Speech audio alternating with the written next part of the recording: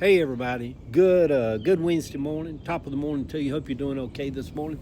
Sitting out here with Boom Boom and Gracie. I'm sitting here watching a little hummingbird keep flying around, buzzing a little bit. But hope you're doing okay today. The Morning Post this morning.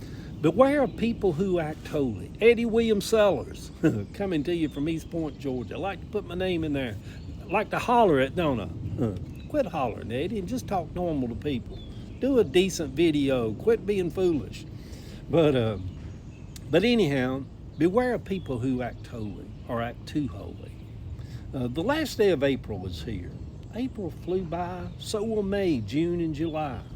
The sweltering days of August will quickly settle in. Life has a rhythm to it. Time has a rhythm to it. Seasons quickly come and go. When you are 69, time is elusive. Long before they called themselves Pentecostal, my Granny Bratcher and Granny Sellers called the belief that they followed holiness. When asked about it, they would say, "Oh, it's holiness or hell," often quoting the scripture that said, be ye holy, for I am holy, saith the Lord." I've had time to think about and see a lot of life in different ways over these 69 years. Have I known holy people over my life? I have. Children are holy. Granny Bratcher was holy. So was Sister Kirk. And so was Sister Dora. Granny Sellers was a humble lady who was holy. It seems I knew more women that were holy than men. Holiness has a mothering spirit to it, a kindness, a humbleness. A lot of apostolic and even some old school Pentecostal believe they can put on holiness with long dresses and no makeup and by not cursing, that they can at least look holy. Holiness is not a look. I have always been a little weary of people who try to act a little too holy. I have learned that animals are sacred and holy. Boom Boom is holy, so was Princess and Audrey. Yet, there are many people who have never been in religion or graced the pulpits of a church that are holy. Manny Spanic, Ryan White. I ponder holiness as I sit out here this morning while listening to the birds. It is hard to think of a mom or dad who has rejected their child because of them being gay as holy. No matter how much tithes they paid over their life and helped the poor and went to church all of their lives and read their Bible every day. Yet, I feel like I knew holy people in my life. I consider myself holy at this season of life. Oh, I gave up somewhere over the years of trying to have a look of holiness or a talk of holiness or an act of holiness.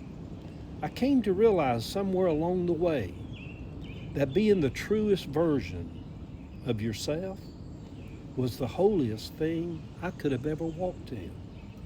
I too believe in holiness. I have never been that wretched person or that unclean person or that dirty person filled with the dirt of sin. When I came out of my mother's womb, Peggy Ann Bratcher, in 1955 of September the 26th, at Grady Memorial Hospital in downtown Atlanta, I came out holy, clean, an extension of whatever God is. Holiness and self-righteousness are polar opposites. When you look at how most of the church folks we know today who have merged in with the MAGA folks, it seems they have made a mockery of holiness. The hands of a holy person feel different when you shake them, when they are laid upon your head and prayers spoken over you while you are facing a battle. There is a sweet humbleness to holiness. The old song we used to sing said, "Oh, it's a highway to heaven, none can walk up there but the pure of heart." Jesus said, "Blessed are the pure of heart, for they shall see God." David said, "Lord, create in me a clean heart and create in me a right spirit."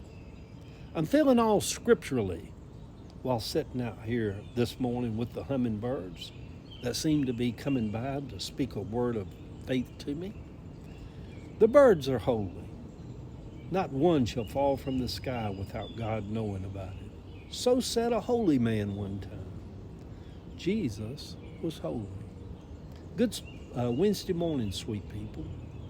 Being the truest version of yourself is the holiest you will ever walk.